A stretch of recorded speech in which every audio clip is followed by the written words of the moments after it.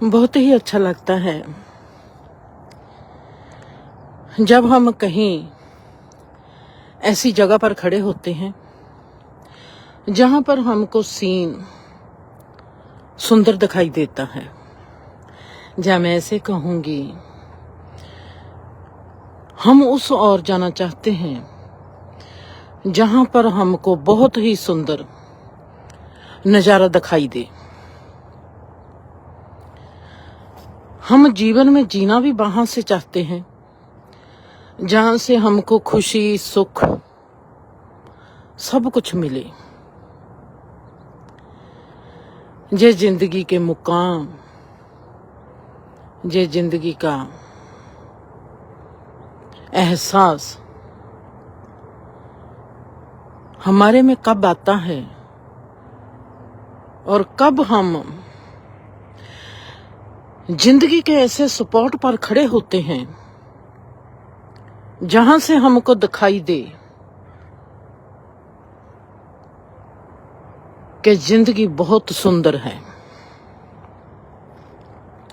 वो मुकाम कौन सा है? जिंदगी को सुंदर देखने के लिए हमको मुकाम की जरूरत है और किसी शहर को देखने के लिए हमको ऊंची जगह की जरूरत है, व्यू पॉइंट।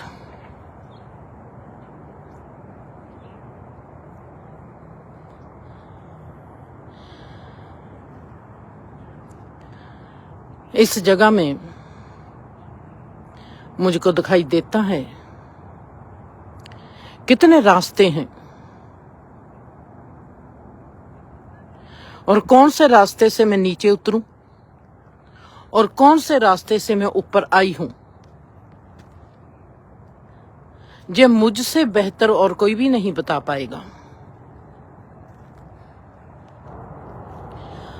हर रास्ते की अपनी सुंदरता है, हर रास्ते की अपनी खूबसूरती है, अपने रास्ते की दुख है, तकलीफ है, सब कुछ अपो अपना है।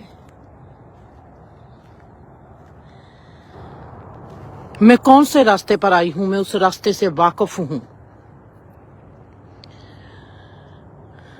जिंदगी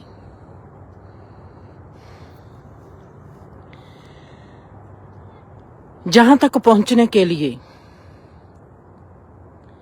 मुझको कौन सा रास्ता इख्तियार करना पड़ा।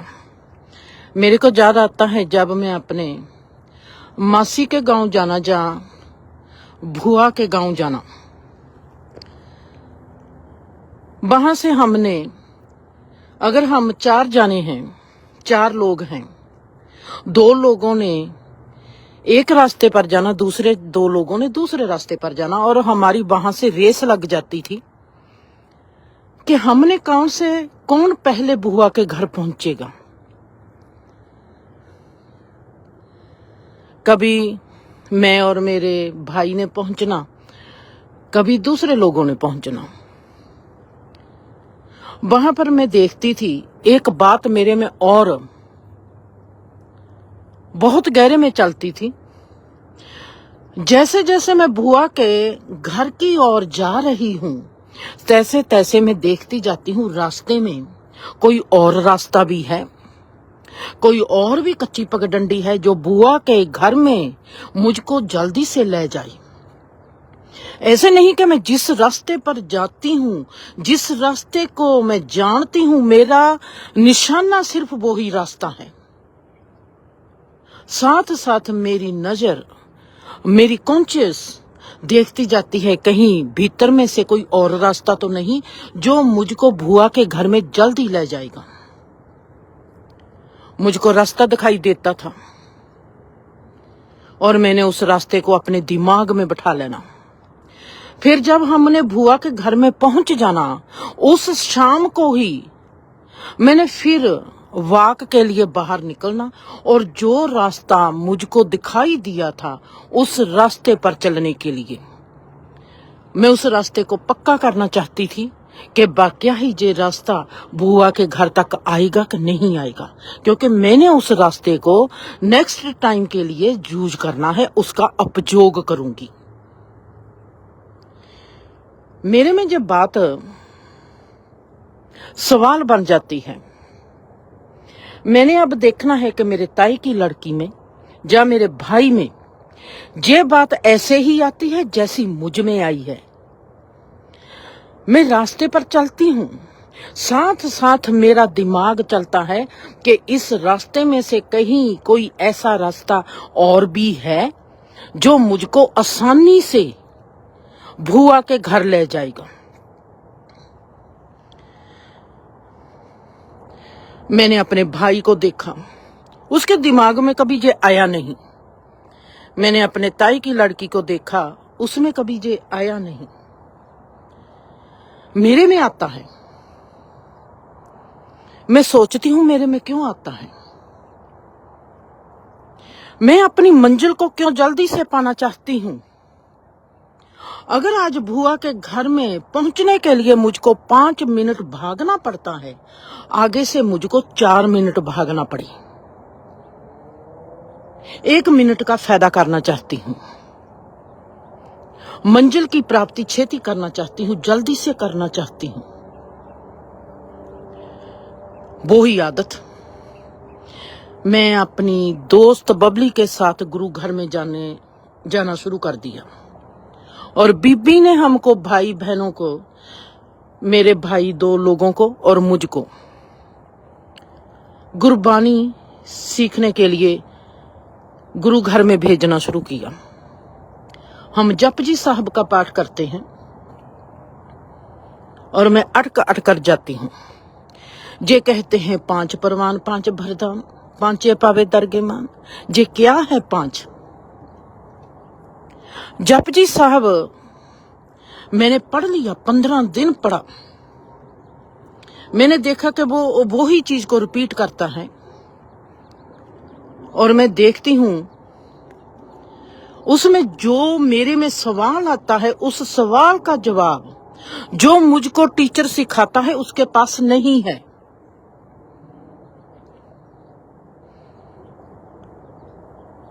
मैं बीबी से पूछती हूँ, ज्ञानी नार सिंह से पूछती हूँ कि इसका जवाब क्या है। वो कहते हैं तेरी समझ में नहीं आएगा, तू बड़ी हो जा। जहां पर फिर मेरे में सवाल आता है, अगर जपजी साहब को पढ़कर मेरे दिमाग में जिस सवाल बन गया है, मेरे में तो फिर सवाल भी नहीं बनना चाहिए। जे कहते हैं कि बड़ी होकर मुझको जे समझ आ जाएगी, तो सवाल भी तो फिर बड़ी होकर ही मेरे में पैदा होना चाहिए था।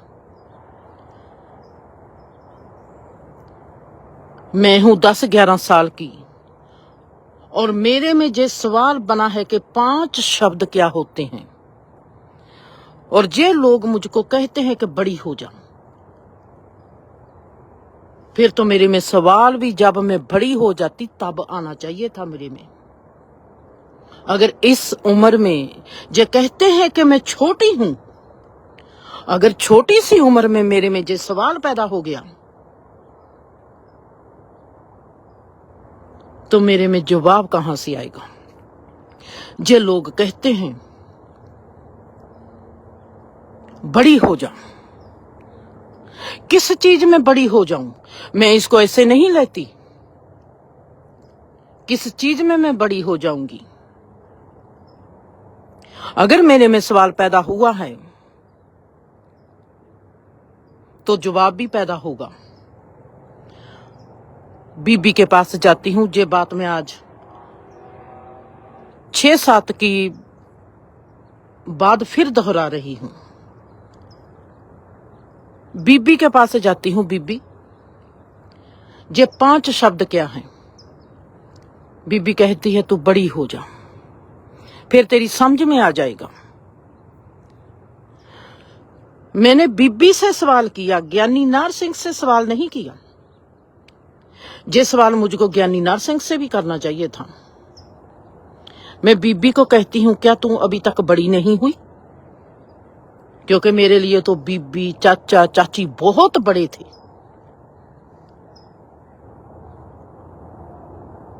बीबी ने मेरे को इस सवाल का जवाब नहीं दिया। वो कहती है सवाल इतने पूछते नहीं। तेरे को कहा है पाठ कर। तेरे को कहा है परमात्मा का नाम ले, परमात्मा का नाम ले। तेरी दोस्त जाती है ना बबली गुरु घर में, तू जाना चाहती थी, सो तेरे को भेज दिया, पाठ करना सीख। मैंने कहा मैं पाठ करना सीख नहीं सकती, मुझको 5 शब्द की जानकारी चाहिए। ये 5 शब्द गुरु नानक देव जी ने किसको कहा है? मेरा जीवन वहां पर अटक गया। मैंने गुरु घर जाना छोड़ दिया। सवाल मेरे में पैदा हुआ था। मेरे सवाल ने मेरे को नहीं कहा कि तू अभी छोटी है, तो मेरे को जवाब क्यों कहेगा कि तू अभी छोटी है? सवाल कहां पैदा हुआ था? ज्ञानी नार सिंह के दिमाग में हुआ था, जब बीबी के दिमाग में हुआ था। वो तो कहते हैं कि तू बड़ी हो जा। इसका मतलब है कि ज्ञानी नार सिंह जिसकी उम्र उस वक्त 70 साल की थी, वो भी छोटा है। बीबी जिस वक्त उसकी उम्र 45-50 साल की थी, वो भी छोटी है।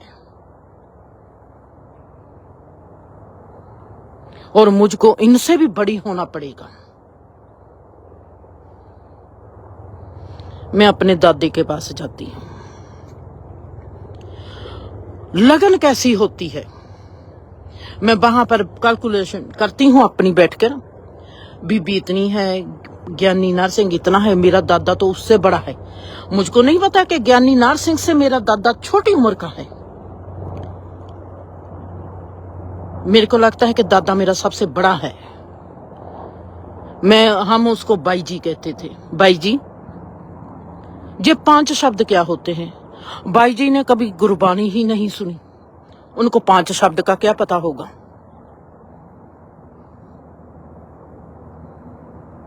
वो कहते हैं तुमने ये कहां से सुन लिया? मैंने कहा गुरु घर से, जप जी साहब का है। बाई जी वो जिन्होंने कभी गुरबानी का एक लफ्ज भी नहीं सुना था, उनको पता था वाहे गुरु सतनाम।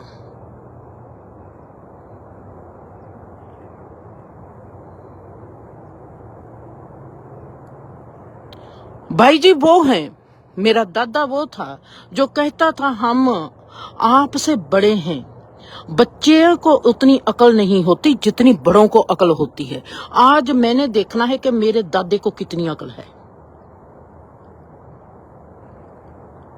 ये मैंने मुकाबला नहीं किया। मेरा नन्ना सा जहन के भाई जी कहते हैं बड़े लोगों को जिनकी उम्र बड़ी हो जाती है उनमें समझ ज्यादा होती है, उनको पता है कि जीवन क्या है, उन्होंने जीवन को जिया होता है। और मेरा आला द्वाला ऐसा था, वो जींदे थे।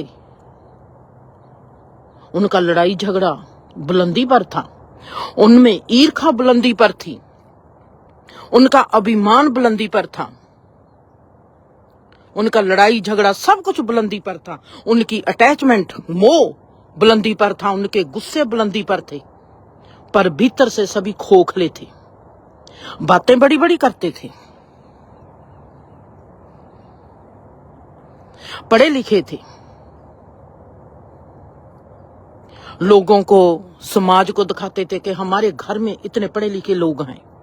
उस वक्त में क्या ही पढ़े लिखे लोग थे घर के।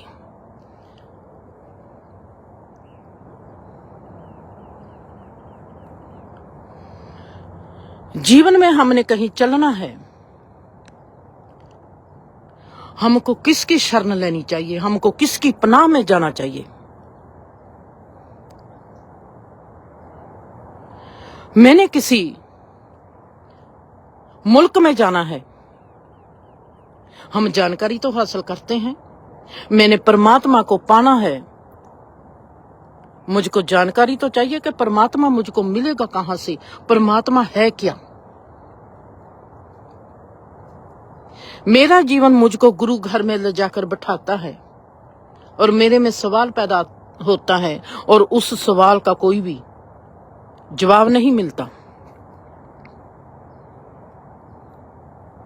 चाहे वो संत सिंह मस्कीन है, कोई भी उस वक्त के बड़े बड़े जो धार्मिक नेता थे, कोई भी हो, किसी के पास सवालों के जवाब नहीं थे। वो कहते हैं कि बस वाहिगुरु करो, राम राम करो, यही था। ऐसे ही मैं एक बार जाती हूं, मैं बताती हूं कि शरण में कैसे जाना है, किसकी शरण में जाना है और मैं कैसे किसकी शरण में गई थी। हमने किसी की 4 बातें सुनकर उस पर भरोसा कभी नहीं करना। हो सकता है कि मैं झूठ बोलती हूं। अपने आप पर पहला मेरा कदम होना चाहिए, मुझको मेरे पर भरोसा होना चाहिए।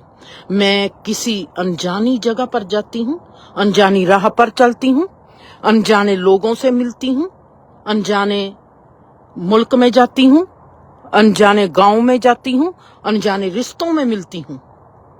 उन पर भरोसा नहीं, मुझको मुझ पर भरोसा होना चाहिए। ऐसे ही 5 शब्दों की तलाश में मैं जाती हूं ब्यास। उन्होंने 5 शब्दों का नाम दे दिया और मैंने पूछा इनका मतलब क्या है। वो कहते हैं कि बीबा ज्यादा बोलती है, इसको जहां से उठाकर बाहर कर दो।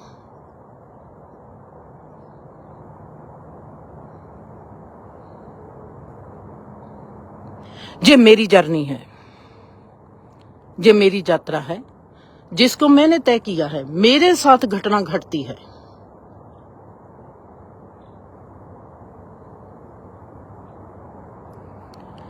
किसी भी धार्मिक जगह पर जाती हूं जहां पर परमात्मा का नाम है।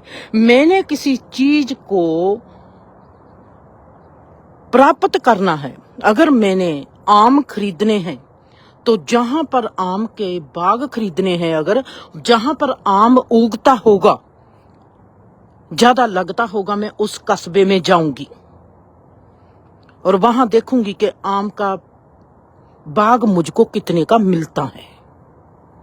अगर मैंने परमात्मा की खोज करनी है, जो परमात्मा का नाम लेते हैं, मुझको वहां पर जाना पड़ेगा और देखना पड़ेगा कि वहां पर परमात्मा की रेपुटेशन क्या है।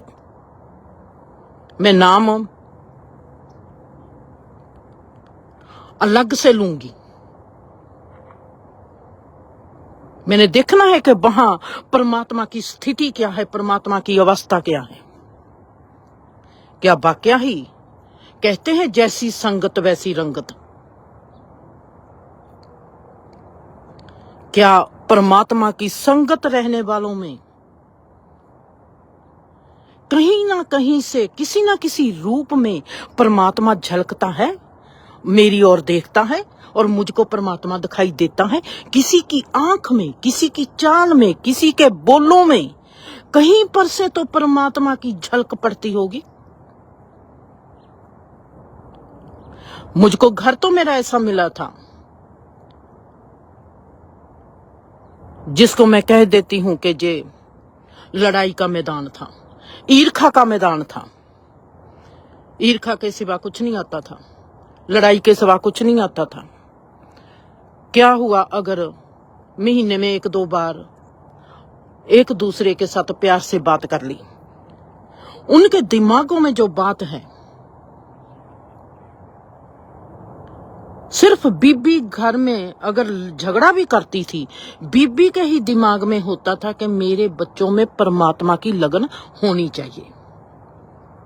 मेरी ताई में नहीं था, मेरी चाची में नहीं था, किसी के दिमाग में नहीं आता था।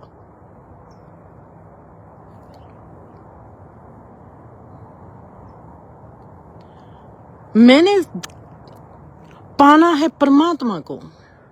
जहां पर परमात्मा की बात होगी मैं वहीं पर जाऊंगी। वो कौन सी जगह है? हमारे धार्मिक स्थान।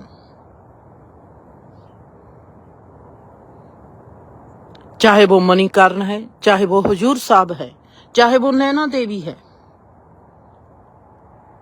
चाहे वो आम सा इंसान किसी ने कह दिया है कि इसने परमात्मा को पाया हुआ है, चाहे वह फिर मेरी नानी है, चाहे फिर जब वो मेरा नाना है, मैंने उसकी शरण में जाना ही जाना है। चाहे वो सड़क पर बैठा कोई भिखारी है, मैंने उसके पास जाकर बैठ जाना है। शायद इसमें से कोई झलक आएगी परमात्मा की।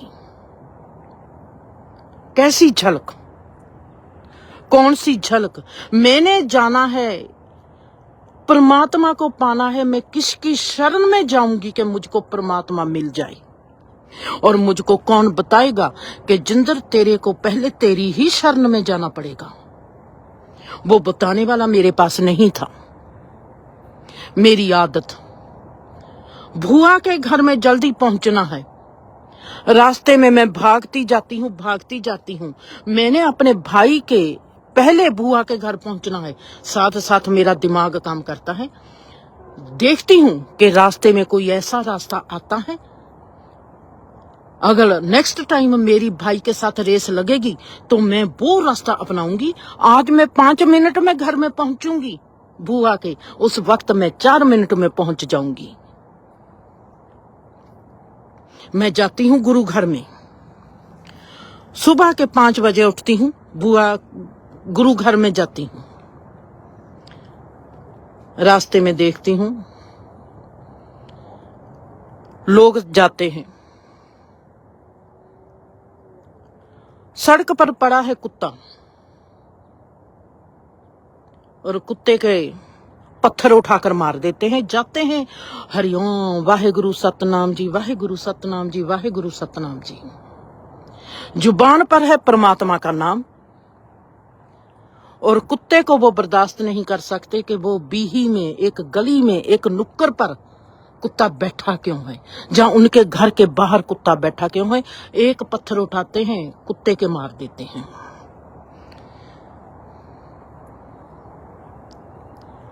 गुरु घर में जाते हैं, मंदिर में जाते हैं। सुबह का वक्त है। सुबह के वक्त में भी हमारे में क्रोध है, हमारे में मोह है। हम अभी अभी जागे हैं। हमारे में क्रोध और मोह वैसे बरकरार है। सुबह का वक्त हमको कुछ सिखा नहीं रहा। हमारा क्रोध वैसा ही है, हमारा मोह वैसा ही है। जे मेरे हैं, मेरा घर बार है। मैं जा रही हूं गुरु घर में, और मेरे रास्ते में कुत्ता बैठा है, तो मैं कुत्ते को कैसे मार सकती हूं? मेरे में क्वेश्चन मार्क। मैंने शरण में जाना है। जे जो पहला, मैंने इसको ब्रैकेट में रख लिया। मैंने गुरु घर में जाना है, और मेरे मन में है क्रोध, मेरे मन में है मोह।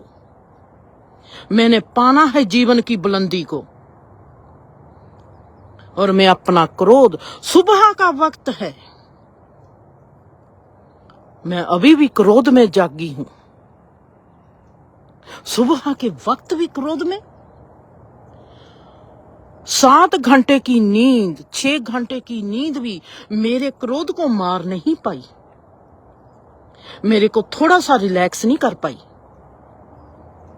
मैं जा रही हूं गुरु घर में परमात्मा के लिए, पर मन में है सुबह का वक्त है, पर क्रोध है मेरे पास। मैं बर्दाश्त नहीं कर सकती, कुत्ता मेरे रास्ते में आ गया। इसको मैंने ब्रैकेट में रख लिया। मैं वहां से तेज कदमों से आगे बढ़ती हूं। तेज कदमों से आगे बढ़कर जिस इंसान ने कुत्ते के पत्थर मारा था उसके आगे हो जाती हूं और उसका चेहरा देखती हूं। मेरे में ये क्यों आया कि मैं इसका चेहरा देखूं? मैं उसका चेहरा देखती हूँ और उसको स्माइल देके गुरु घर में नहीं जाती, पीछे को वापस आ जाती हूँ। ये मेरी थी आखिरी गुरु घर की ओर जाने की सुबह।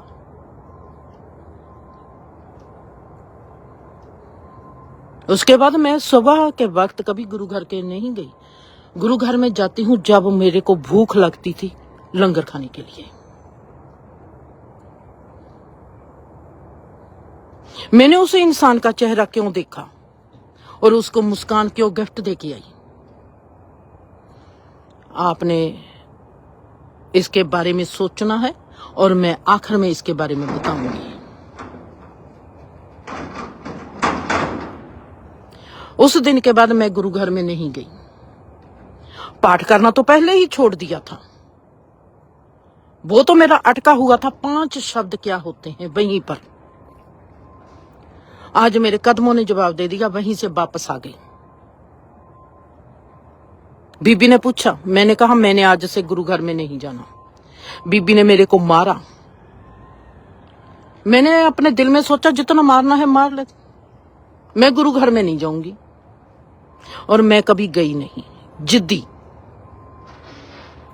मैंने शरण में जाना है परमात्मा की, मैंने वक्त खराब नहीं करना। मेरी वो बात कि मैं किस पगडंडी की ओर जाऊंगी, अब मुझको पता चल गया। जिन राहों पर जो राहें पक्की बन जाती है वो आपको मंजिल देगी, जो वहां पर जिसके लिए पक्की सड़क बनी है वो मंजिल नहीं देगी जो आपकी अपनी है। ये कायनात इतनी बड़ी है, इसमें हर इंसान की डिफरेंट राह है। उस राह तक किसने कैसे पहुंचना है उसको आंखें खुली होनी चाहिए। उसका हर पहर सुबह जैसा होना चाहिए, ना कि जब वो सो के उठे सुबह के 4 बजे हो तब उसकी सुबह होती है। ऐसी सुबह नहीं चाहिए, उसका जीवन ही सुबह होना चाहिए।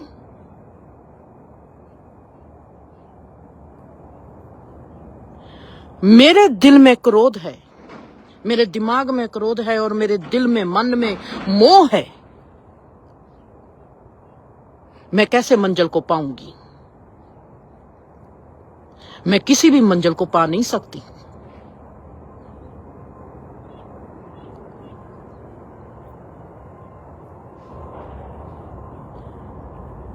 मैंने देखा कि मेरे को कोई भी राह नहीं मिलती, मेरे को कोई जवाब नहीं मिलता, ना ही मेरे को कोई राह मिलती है।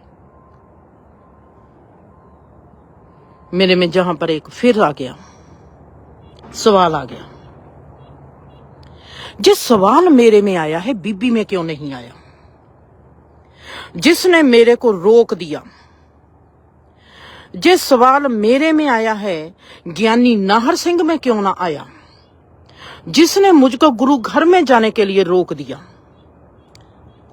इसका मतलब है कि गुरु घर मेरे लिए नहीं है, मेरे को परमात्मा ने किसी और रास्ते पर चलाना है।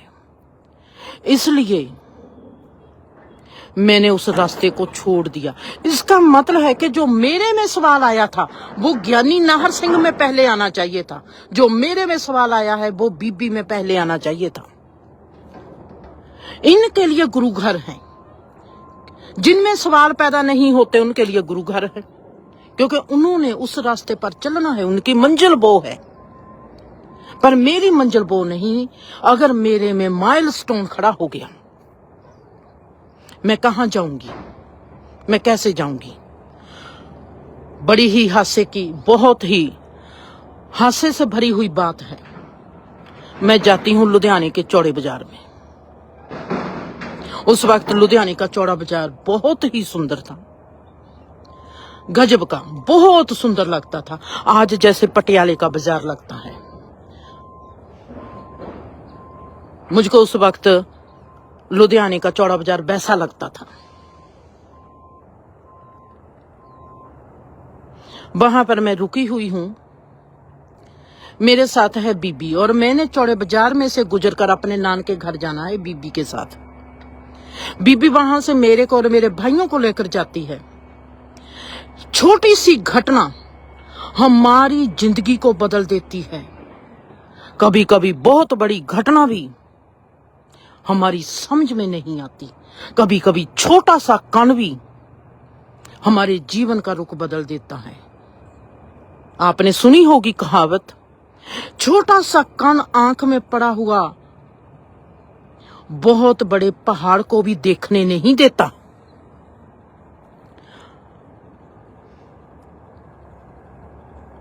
हमारी आंखों में पड़ी हुई धारणाएं हमको सुंदर जीवन को देखने नहीं देती। हम चौड़े बाजार में से जा रहे हैं, बीबी, मैं और मेरा भाई। बीबी ने हमको चौड़े बाजार में से जब निकाल कर लेके जाती थी, वहां पर एक उस वक्त पूरी छोले बनाने वाला था। उसने वहां पर बैठाकर हमको पूरी छोले खवाने ही खवाने हैं और फिर हमको लेके जाना है आगे।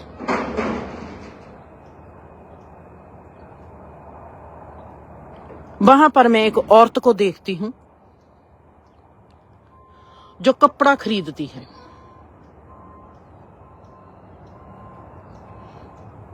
मैंने बीबी को कहा, बीबी वो कितनी प्यारी लगती है, उसके सुनील का सूट पाया होता है।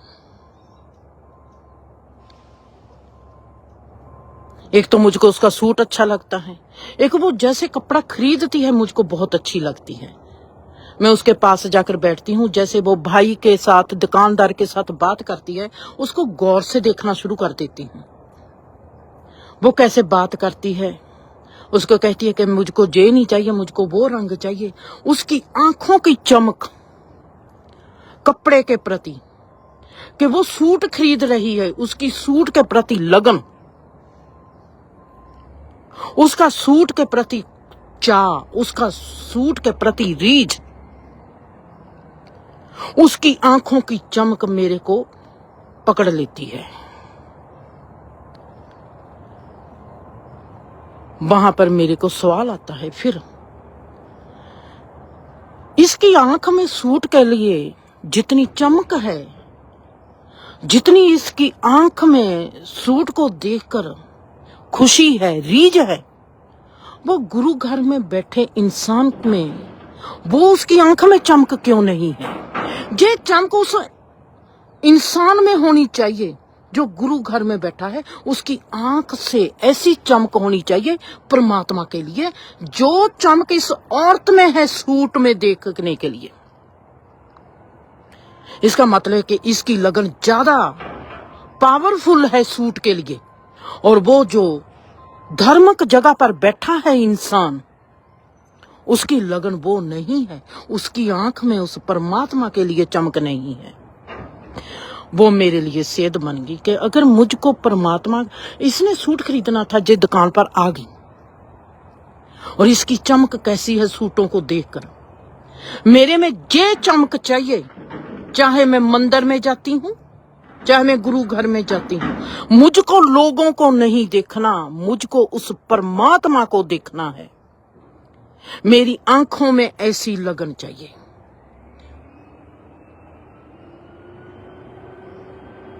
वो औरत सिंपल सी गांव की, उसकी आंखों ने मुझको पहला लेसन दे दिया कि मुझको ये लगन चाहिए। इसकी लगन जो सूट के लिए है और मेरी लगन ऐसी परमात्मा के लिए चाहिए। आंखों में चमक होनी चाहिए, आंखों में इतनी रीझ चाहिए, आंखों में इतनी चाहना चाहिए कि मुझको परमात्मा चाहिए। मैंने नहीं देखना कि परमात्मा अब धर्म की जगह पर ही मिलेगा। अगर मुझको सबक मिला है एक आम गांव की औरत से, मुझको परमात्मा भी ऐसे ही चलता फिरता कहीं से मिलेगा।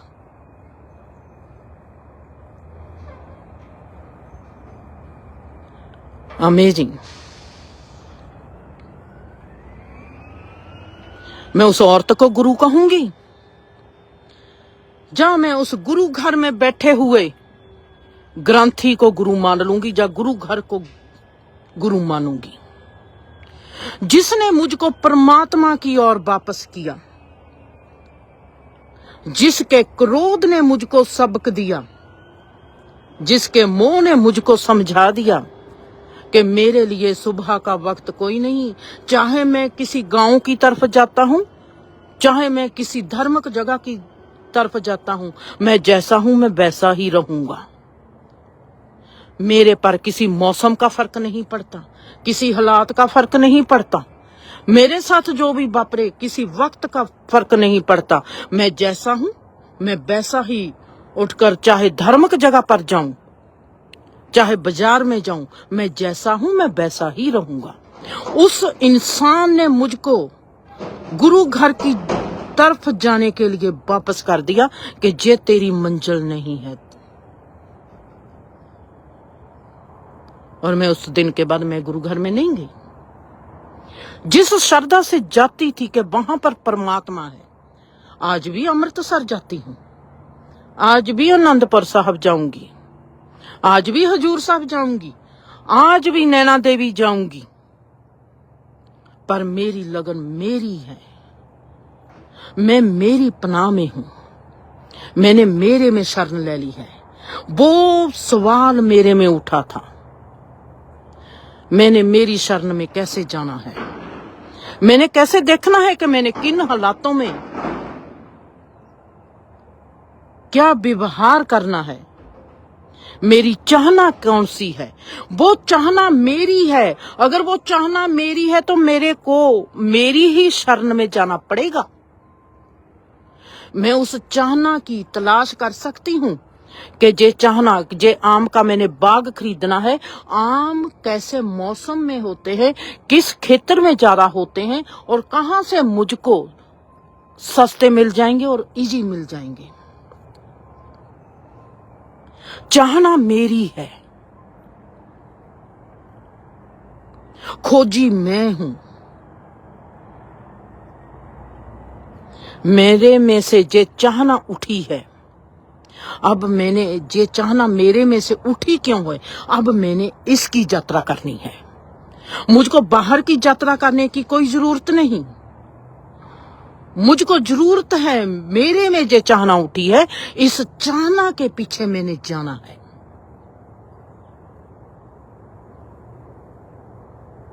जे चाहना मेरे भीतर से आई है, चलो मैं मान लेती हूं कि जे चाहना मेरे बाहर से आई है। मैंने देखा कि मेरे घर के लोग, मेरी नानी और मेरी मामी को साथ लेकर, मुझको साथ लेकर एक गुरु घर में जाती है, जहां से मुझको गुरु घर के कीर्तन की आवाज आती है और मैं उनके साथ जाती हूं। और मुझको गुरु घर से जो कीर्तन की आवाज आती है मुझको बहुत प्यारी लगती है और वो मेरे में खामोशी डालती है। मैं गुरु घर की जाती हूं। जैसे जैसे मैं गुरु घर की ओर जाती हूं, नानी और मामी के साथ गुरु घर में प्रवेश होती हूं, वो जो चीज है मेरे भीतर, जिसने मेरे में खामोशी डाली हुई है, जिसको ये चीज पसंद है, गुरु घर में जाकर वो चीज मेरी गायब हो जाती है। मैं वहां पर रुक जाती हूं, पौड़ी उतर रही हूं, पहाड़ी के ऊपर है वो गुरु घर। मैं वहां पर तीसरी पौड़ी पर रुक जाती हूं।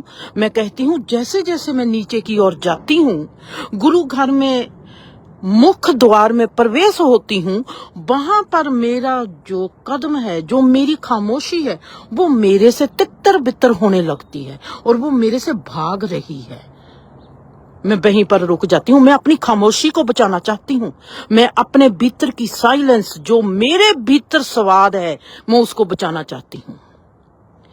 मेरे को समझ लग गई कि अगर मैं अपनी खामोशी को बचाना चाहती हूं तो मुझको खामोश ही रहना पड़ेगा, यहीं पर बैठ जाना पड़ेगा। अगर मैंने गुरु घर के भीतर प्रवेश कर लिया, मेरे कानों में गुरबानी की आवाज पड़ेगी, जो पाठ कर रहे हैं मेरा ध्यान उनकी ओर चला जाएगा। मेरी जो खामोशी है मेरे भीतर, वो खत्म हो जाएगी और मैं अपनी खामोशी को वापस नहीं ला पाऊंगी। फिर मेरी खामोशी को वापस आने के लिए मुझको 24 घंटे लगेंगे। मैंने कहा मैंने अपनी खामोशी को बचाना है। जो मेरे भीतर है वो मुझको बहुत प्यारी लग रही है। वो मेरे में आई कैसे? जे गुरु घर की आवाज सुनकर, कीर्तन की आवाज सुनकर। जे जो बाहर का संसार है इसकी सुंदरता मोड़ती है हमको हम पर। हम इसकी सुंदरता के दीवाने हैं। चाहे वो सूट देखने वाली वो औरत थी, सूट को देखकर उसकी आंखों में चमक आती है, उसका राज्य नहीं बनती, उसकी संतुष्टि नहीं बनती, सूट खरीद लेगी। उसने गौर से नहीं देखा अपने भीतर की लगन को। उसने सूट को देखा, उसने देखा कि इस सूट को देखकर मेरे में लगन जागी है। वाओ, जे सूट है, सब कुछ सूट है। उसने ये नहीं देखा कि जे लगन मेरे भीतर जागी है, जे सूट के भीतर नहीं जागी। अगर सूट के भीतर जागी है जे लगन, तो सूट पावरफुल है। अगर मेरे भीतर जागी है तो मैं पावरफुल हूं।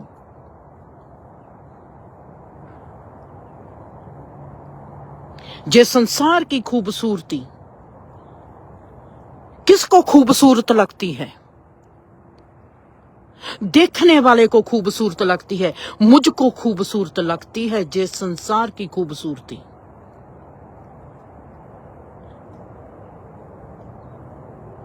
इस खूबसूरती ने मुझको मेरी ओर ही इशारा अगर नहीं किया तो मैं चूक होगी, मैं भूल गई। जो समझ जे खूबसूरती मुझको देना चाहती है, मैं उस खूबसूरती को पहचान ना पाई। जे खूबसूरती लगी किसको? मैंने ये देखना है कि मुझको जे ग्रीनरी इतनी खूबसूरत लगती क्यों है। मैंने इसको सवाल बनाना है, इसको भूलना नहीं।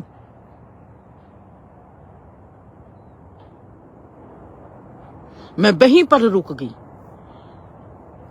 गुरु घर से आती कीर्तन की आवाज मेरे में खामोशी डालती है, मेरे को सुन्न करती है। जे है ध्यान, मेरे को निर्विचार करती है। खामोशी मतलब निर्विचार। मैं ब्रह्मांड के साथ एक होती हूं।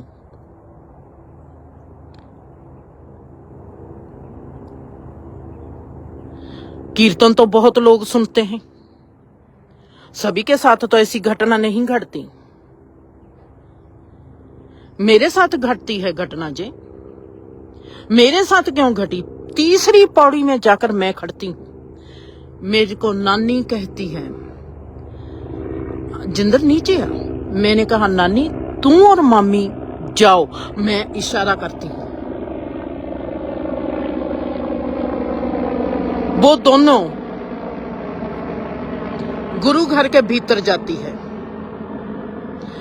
वो दोनों गुरु घर के भीतर जाती है और मैं वहीं बाहर, जहां से गुरु घर दिखाई देता है, वहीं पर बैठकर कीर्तन की आवाज सुनती हूं और अपनी भीतर की खामोशी को बरकरार रखती हूं कि उसमें कोई भी ऐसी उथल पुथल ना हो कि मेरी खामोशी खत्म हो जाए।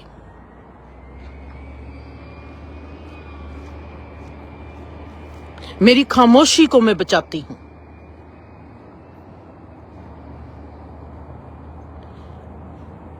गुरु घर से आती कीर्तन की आवाज सिर्फ मेरे कानों में नहीं पड़ती थी। कितनी संगत आती है, सभी के कानों में पड़ती है। वो गुरु घर के भीतर जाते हैं और मैं बाहर ही रुक जाती हूं, क्योंकि मेरा संबंध कीर्तन के साथ है, भीतर जहां बाहर के साथ नहीं है।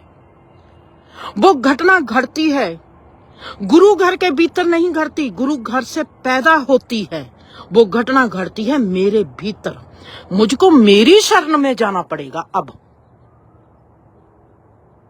मुझको मेरे पास जाना पड़ेगा कि जिसमें जो घटना घटी है उस घटना का रिएक्शन मेरे भीतर हुआ है। मेरे भीतर कहाँ हुआ है, मैंने उसकी खोज करनी है। आज वहां पर कोई ग्रंथी बैठा है, कोई कीर्तनी जत्था बैठा है, वो कीर्तन करता है, कल को उसकी जगह कोई और बैठेगा। अगर कीर्तनी जत्थे में इतनी पावर है, फिर वो तो सभी इंसानों के साथ वैसा ही व्यवहार होना चाहिए था उस वक्त के माहौल का, जैसा मेरे साथ हो रहा था। पर वो मेरे साथ हो रहा था क्योंकि मेरी लगन थी, मेरी चाहना थी कि मैंने परमात्मा को पाना है। मेरी लगन थी, मेरी चाहना थी कि मैंने आज सुनील का सूट खरीदना है।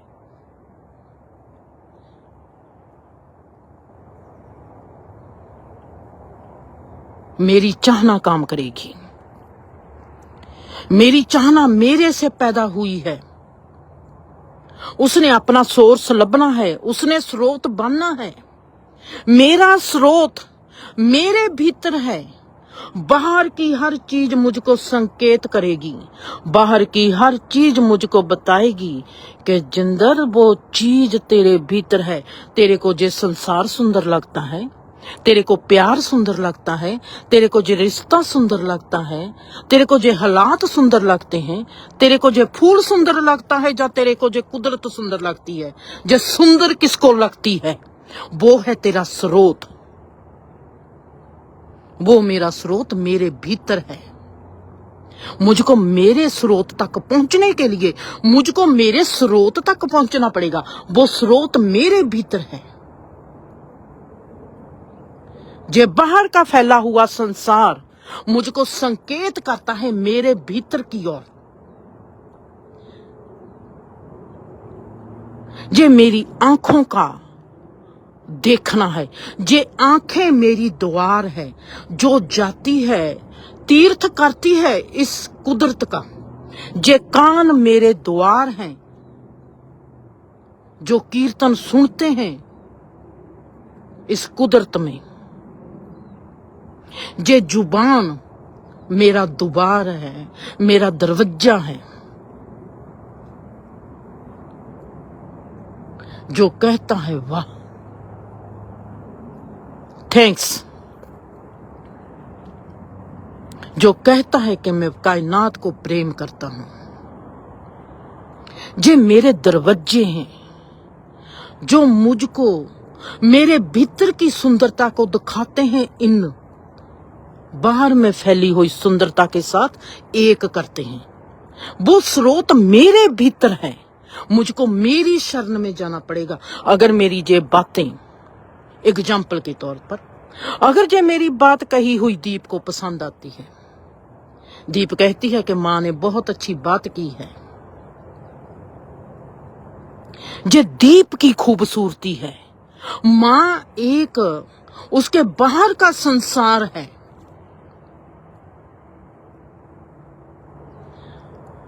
माँ ने उसको इशारा किया है कि तेरे ही भीतर तेरा संसार है। तेरे को जो बात दीप इसलिए पसंद है कि जे तेरी अपनी बात है, तेरे भीतर का स्रोत इसमें ही डुबकी लगाना चाहता है। दीप को मेरी बात क्यों पसंद आएगी? मुझको जे खूबसूरती क्यों पसंद आएगी? मुझको क्यों खूबसूरती पसंद आएगी? और दीप को मेरी बात क्यों पसंद आएगी? जे एक ही बात है। हमारे पास है 5 दरवाजे। कानों से सुनना है। सही दरवाजा कौन सा है? कानों से जो सुना, आंखों ने जो देखा, इन दोनों कानों ने सुनकर आंखों ने जो देखा, क्या इन दोनों का तालमेल बनता है? इनमें कोई सुर पैदा होती है? इनमें कोई तर्ज बनती है? तर्ज क्या बनेगी? मेरा कानों का सुना हुआ, मेरी आंखों से देखा हुआ, अगर इनमें तर्ज बन गई तो मेरे अंदर खामोशी पैदा हो जाएगी। इनकी तर्ज बनेगी खामोशी, चुप, ध्यान। अगर ध्यान नहीं आपका लगा, आपके भीतर खामोशी नहीं आई, आपके भीतर चुप प्रवेश नहीं हुई, इसका मतलब है कि आपके कानों ने कुछ और सुना है, आपकी आंखों ने कुछ और देखा है, आपका मन बहुत विचलित है, आप में कोई सुर बनी नहीं। जहां पर भी सुर बनेगी, जहां पर भी कोई लयबद्धता कायम होगी इस कायनात में, किसी भी हिस्से में, चाहे कोई बिजनेस करता है, चाहे कोई परमात्मा को पाता है, वहां पर एक लयबद्धता होगी। वो लयबद्धता में एक ही सदा सुर बनेगी, वो बनेगी साइलेंस, खामोशी, चुप। वो आपको अपने उस स्रोत तक ले जाएगी, वो स्रोत जो हमारा व्यक्तिगत भी है। पहले वो हमारे व्यक्तिगत स्रोत से हमको मिलाती है, फिर हमको वो मिलाती है इस समूहगत स्रोत से, इस प्रकृति के स्रोत से, जिसको कहते हैं कि जो ध्यान की अवस्था को प्राप्त हो गया है। वो हमारा स्रोत है, वो कोई अवस्था नहीं है, वो कोई स्थिति नहीं है, वो हम हैं। जहां पर हम बसते हैं, हमारा असली अस्तित्व बसता है। कहीं पर भी आप में कहीं भी कोई लयबद्धता कायम होती है, चाहे आप पैसा ही क्यों ना कमाते हो।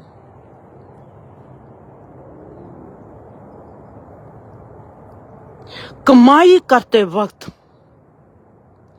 आप क्या सोचते हो कि पैसे कमाने वाला कोई धर्म का इंसान नहीं हो सकता, वो परमात्मा की प्राप्ति नहीं कर सकता? पैसे कमाने वाला भी परमात्मा की प्राप्ति कर सकता है। अगर उसको ये देखना आ गया कि पैसा कमाना मेरा एक संसारी काम है और वो अपनी भीतर की उस अवस्था के साथ जुड़ा हुआ है,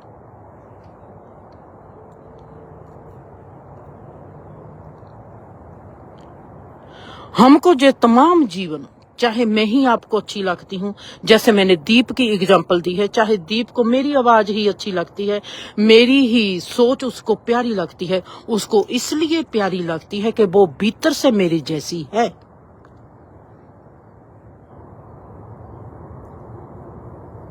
मैं उसके उस सोच की, उस स्रोत की बात करती हूं जो उसका अपना है। मैं उस स्रोत में खड़ी हूं, मेरा बोलना उसके स्रोत की ओर इशारा करता है, इसलिए उसको जे अच्छा लगता है। ये है पहला, हमने किस इंसान पर भरोसा करना है? हमने उस इंसान पर भरोसा करना है, उसको अपना मानना है, उसको सही मानना है, जिससे हमारे भीतर सुर बनती हो। अगर आपकी सुर नहीं बनेगी, आप कहीं पहुंचेंगे नहीं। हमारी सुर हमारी मां से बनती है या नहीं बनती, हमको ये नहीं पता।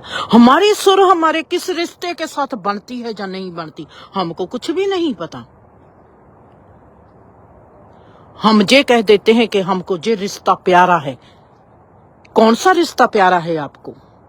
अगर आपके पास आपकी मां है, आपका बाप है, अगर उनके साथ आज तक आप उस सुर को नहीं पहचान सके कि आपकी सुर उसके साथ बनती है या नहीं बनती, आप कैसे जानोगे कि आपकी सुर परमात्मा के साथ बनती है? नहीं पहचान पाओगे, कभी नहीं पहचान पाओगे। परमात्मा ने रिश्ते दिए हैं, जैसे जो कुदरत दी है मेरे को मेरे स्रोत तक पहुंचाने के लिए, वैसे ही हमको रिश्ते मिले हैं हमको हमारे स्रोत तक पहुंचाने के लिए।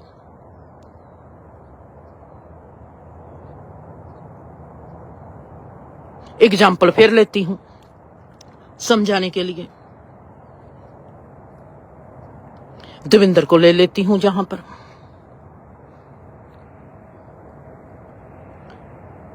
अगर मुझको देवेंद्र कहे, बहन जी आप जैसा इंसान मुझको पहले कभी मिला नहीं,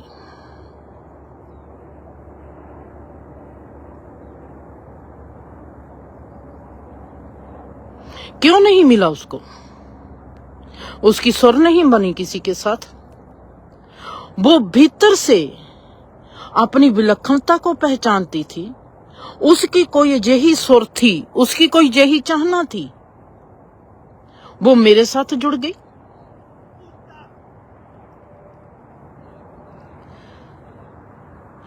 जब तक हमारी किसी के साथ सुर नहीं बनेगी, कोई भी रिश्ता हो, कोई भी राह हो, चाहे वो अनजाना रिश्ता हो, चाहे अनजानी राह हो, वहां पर अगर सुर क्रिएट होती है वो सही है। अगर वहां पर सुर क्रिएट नहीं होती, वो कितनी भी अपनी हो, वो सही नहीं है। हमारी सुर क्रिएट वहां पर होगी ही होगी जो हमारे में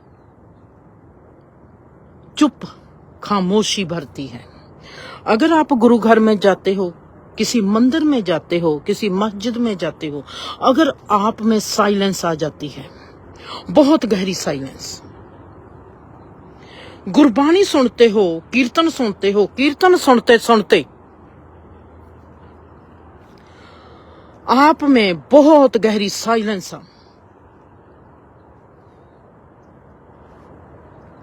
अगर वो एक बार होता है, दो बार होता है और उसमें वो बढ़ती जाती है, तो आपकी राह सही है।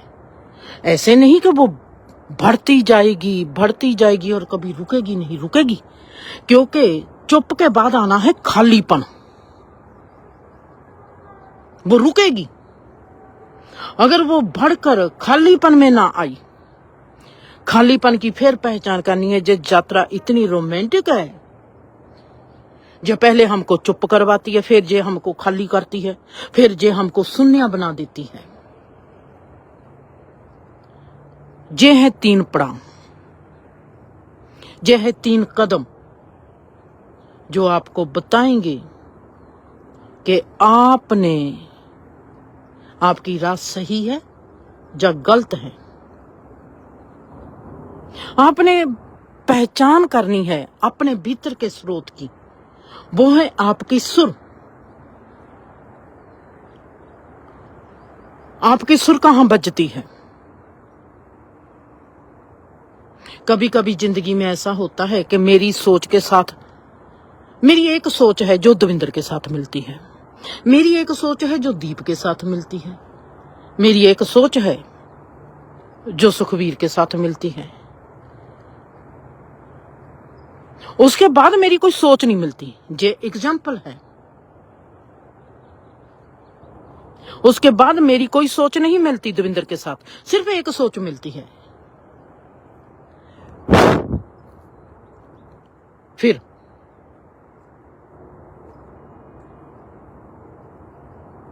मेरी सोच जे एक सोच ही अगर मेरी सुर बन जाए, हमारे में प्यार क्रिएट होने लगेगा। हमारी सुर हमारा प्यार का रूप लेने लगेगी, हमारी लगन बनने लगेगी। हर इंसान एक जैसा नहीं होता। हमने ये भी नहीं रखना कि हमने उस चीज को पकड़ लेना है। हमने गीत बनाना है। एक सुर से कभी गीत नहीं बनता। गीत बनता है 7 सुरों से।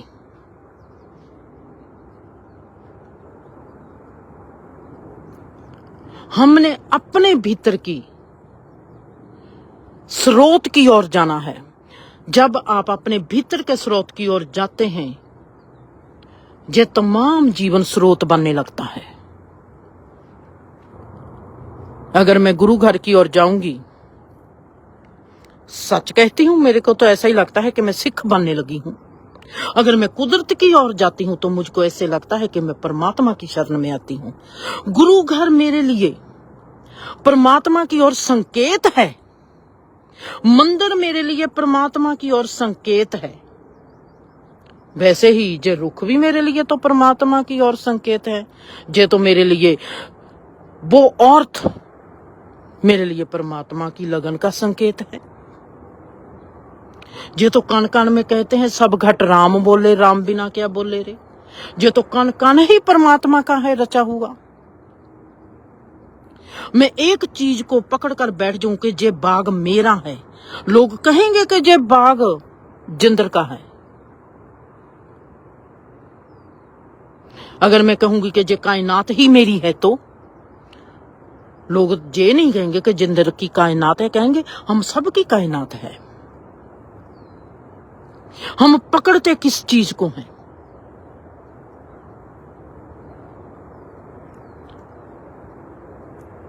अनंतता को पकड़ेंगे तो अनंत हो जाएंगे, एक को पकड़ेंगे तो एक हो जाएंगे। चाहे वो परमात्मा है, चाहे वो कोई धर्म है, अनंतता का फूल खिलना चाहिए। वो फूल खिलेगा सदा ही हम जब अपने खुद की शरण में जाते हैं। हमको ये समझ आनी चाहिए, दिखना चाहिए कि हम देख क्या रहे हैं और हम सुन क्या रहे हैं। इन देखने और सुनने में जो सुर बनती है वो जुबान से आनी चाहिए, उसकी फिर महक आएगी, वो फिर हमारे जीवन को ठार जाएगी। पांचवा दरवाजा, ये 5 दरवाजे आपको इस कायनात के साथ जोड़ देंगे।